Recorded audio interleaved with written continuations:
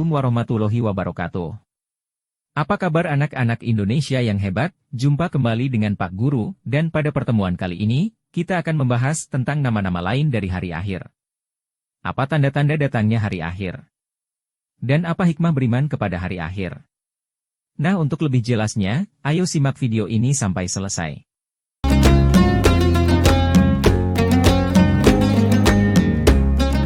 Anak-anakku yang Pak Guru banggakan, percaya akan datangnya hari akhir termasuk salah satu rukun iman. Setiap mukmin wajib meyakini akan datangnya hari akhir. Hari akhir artinya hari berakhirnya semua kehidupan di dunia. Pada hari itu tidak ada lagi makhluk yang hidup dan tidak ada lagi benda yang berwujud. Semua yang ada di alam semesta akan mengalami kehancuran. Hari itu disebut juga dengan hari kiamat. Tidak ada yang mengetahui kapan datangnya hari akhir kecuali Allah Subhanahu wa Ta'ala. Peristiwa hari akhir ini dijelaskan Allah Subhanahu wa Ta'ala dalam Al-Quran, yang artinya hari kiamat. Apakah hari kiamat itu? Dan tahukah kamu apakah hari kiamat itu? Pada hari itu manusia seperti laron yang berterbangan dan gunung-gunung seperti bulu yang dihambur-hamburkan. Maka adapun orang yang berat timbangan kebaikannya, maka dia berada dalam kehidupan yang memuaskan. Dan adapun orang yang ringan timbangan kebaikannya, maka tempat kembalinya adalah neraka Hawiyah. Dan tahukah kamu apakah neraka Hawiyah itu? Yaitu, api yang sangat panas. Surah Al-Qaryah. Anak-anakku sekalian. Peristiwa hari kiamat lebih dahsyat dari gempa bumi dan lebih mengerikan dari angin kencang maupun tsunami. Gunung yang tinggi pun akan porak-poranda, apalagi manusia yang ukurannya lebih kecil. Semuanya terjadi karena kehendak Allah Subhanahu wa Ta'ala, yang menciptakan alam semesta beserta isinya. Maka Allah jugalah yang berkuasa untuk melenyapkannya. Hanya orang-orang yang beriman, rajin beribadah, dan beramal saleh saja yang akan selamat dari semua itu. Anak-anakku sekalian, dalam Al-Quran disebutkan beberapa nama lain dari hari akhir. Nama-nama itu menunjukkan semua peristiwa yang terjadi dan mengiringi hari akhir tersebut. Adapun nama-nama lain dari hari akhir tersebut adalah sebagai berikut. Yang pertama adalah Yaumul Qiyamah. Yaumul Qiyamah artinya hari kehancuran alam beserta segala isinya. Kehancuran ini adalah awal mula dari rangkaian hari akhir itu. Dalam surah Az-Zalzalah, Allah Subhanahu wa Ta'ala juga memberikan gambaran tentang kehancuran pada hari kiamat. Artinya, apabila bumi diguncangkan dengan guncangan yang dahsyat, dan bumi telah mengeluarkan beban-beban berat yang dikandungnya. Dan manusia bertanya, apa yang terjadi pada bumi ini? Pada hari itu bumi menyampaikan beritanya, karena sesungguhnya Tuhanmu telah memerintahkan yang sedemikian itu padanya. Pada hari itu manusia keluar dari kuburnya dalam keadaan berkelompok-kelompok, untuk diperlihatkan kepada mereka, balasan semua perbuatannya. Maka barang siapa mengerjakan kebaikan seberat zarah, niscaya dia akan melihat balasannya, dan barang siapa mengerjakan kejahatan seberat zarah, niscaya dia akan melihat balasannya. Surah Az-Zalzalah. Yang kedua yaitu Yaumul Ba'ats. Yaumul Ba'ats artinya hari kebangkitan. Pada hari itu semua manusia yang sudah mati akan dibangkitkan oleh Allah Subhanahu wa Ta'ala. Yaumul Ba'ats terjadi setelah Yaumul Qiyamah atau hari kehancuran. Setelah alam semesta ini hancur, Allah Subhanahu wa Ta'ala memerintahkan malaikat Israfil untuk meniup sangkakala. Dengan sekali tiupan maka roh-roh manusia akan bertebaran mencari jasadnya masing-masing.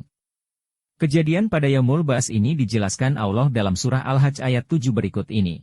Dan sungguh, hari kiamat itu pasti datang. Tidak ada keraguan padanya, dan sungguh, Allah akan membangkitkan siapapun yang ada di dalam kubur. Surah Al-Hajj, ayat 7. Dan yang ketiga yaitu Yaumul Mahsyar. Yaumul Mahsyar artinya hari berkumpulnya manusia. Pada hari itu semua manusia dikumpulkan di sebuah lapangan yang disebut Padang Mahsyar. Semua jasad yang sudah dibangkitkan kemudian dikumpulkan di Padang Mahsyar. Bentuk tubuh, rupa wajah, dan cara mereka berjalan berbeda-beda sesuai dengan amal perbuatan masing-masing. Allah menggambarkan peristiwa tersebut dalam surah Yunus ayat 45 sebagai berikut. Artinya, dan ingatlah akan hari yang di waktu itu Allah mengumpulkan mereka merasa di hari itu seakan-akan mereka tidak pernah berdiam di dunia, hanya sesaat saja di siang hari, di waktu itu, mereka saling berkenalan. Sesungguhnya rugilah orang-orang yang mendustakan pertemuan mereka dengan Allah Subhanahu wa Ta'ala, dan mereka tidak mendapat petunjuk. Surah Yunus, ayat 45. Yang keempat adalah Yaumul Hisab. Yaumul Hisab artinya hari penghitungan amal. Yaumul Hisab disebut juga Yaumul Mizan atau hari penimbangan amal. Setelah semua manusia dikumpulkan di padang mahsyar, semua amal mereka ketika di dunia akan diperhitungkan. Bukti bahwa semua amal manusia akan dihisab adalah firman Allah dalam surah Syad ayat 53. Inilah apa yang dijanjikan kepadamu pada hari perhitungan. Surah Syad ayat 53. Dan yang kelima adalah Yaumuddin. Yaumuddin disebut juga Yaumul Jaza yang artinya hari pembalasan. Pada hari itu Allah memberikan balasan yang setimpal kepada manusia, sesuai dengan perbuatannya ketika di dunia. Tahap ini dilakukan setelah semua amal manusia dihisab terlebih dahulu. Hal tersebut sebagaimana firman Allah dalam surah Al-Infitar ayat 15, yang artinya, mereka masuk ke dalamnya pada hari pembalasan. Anak-anakku sekalian, sebagaimana Pak Guru sampaikan di awal tadi, bahwa tidak ada yang dapat mengetahui kapan datangnya hari akhir tersebut, namun demikian, Allah dan Rasul-Nya memberikan gambaran tentang tanda-tanda datangnya hari kiamat tersebut, yaitu sebagai berikut. Ciri yang pertama adalah, banyak perempuan yang menyerupai laki-laki dan laki-laki menyerupai perempuan, sehingga sulit dibedakan antara keduanya. Keserupaan itu dalam hal berpakaian, berdandan, ucapan, dan sebagainya. Ciri yang kedua adalah, banyak terjadi kejahatan di masyarakat. Ada anak yang membunuh orang tuanya atau orang tua membunuh anaknya. Masyarakat semakin jauh dari keimanan dan dekat dengan kemungkaran. Yang ketiga, para ulama dan orang-orang saleh banyak yang meninggal dunia, sehingga umat Islam kehilangan sosok pemimpin. Umat manusia menjadi bodoh dan membodohi orang lain. Tidak ada tempat untuk bertanya tentang masalah keagamaan, kebaikan, atau amal saleh. Pada masa itu juga jumlah umat Islam bertambah banyak, namun rendah kualitasnya. Mereka tidak memiliki keimanan yang kuat sehingga mudah terpengaruh oleh keadaan. Nah anak-anakku sekalian, beriman kepada hari akhir memiliki banyak hikmah bagi manusia. Keyakinan bahwa hari akhir pasti akan datang, membuat kita memiliki sikap mawas diri. Kita harus berhati-hati dan melakukan introspeksi atau muhasabah. Sikap mawas diri merupakan cerminan keimanan kita kepada hari akhir. Dengan mawas diri akan meningkatkan ketakwaan kita kepada Allah Subhanahu wa Ta'ala. Di antara hikmah beriman kepada hari akhir adalah menumbuhkan sikap rajin beribadah. Orang yang meyakini adanya hari akhir akan mempersiapkan dirinya. Dia akan mencari bekal sebanyak-banyaknya. Bekal menuju ke akhirat adalah amal ibadah atau takwa. Yang kedua, orang yang meyakini adanya hari akhir akan senang berbuat kebaikan. Orang yang mengimani hari akhir akan memperbanyak kebaikan agar di akhirat nanti tidak menyesal. Semakin banyak berbuat kebaikan, akan semakin berat timbangan amal baiknya. Dan yang ketiga, orang yang meyakini akan datangnya hari akhir akan menghindari perbuatan tercela. Jika perbuatan tercela dilakukan akan memperberat timbangan amal jelek. Yang keempat, selalu memohon ampun kepada Allah Subhanahu wa Ta'ala.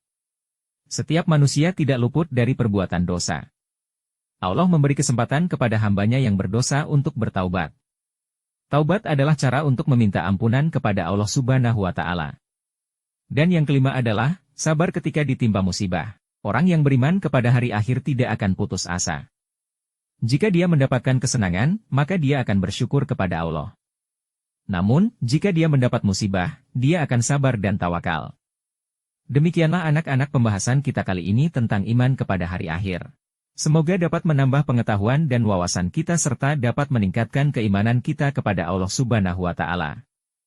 Jangan lupa untuk menyimak video-video lainnya dari Bang Nurdin di channel ini. Terima kasih. Wassalamualaikum warahmatullahi wabarakatuh.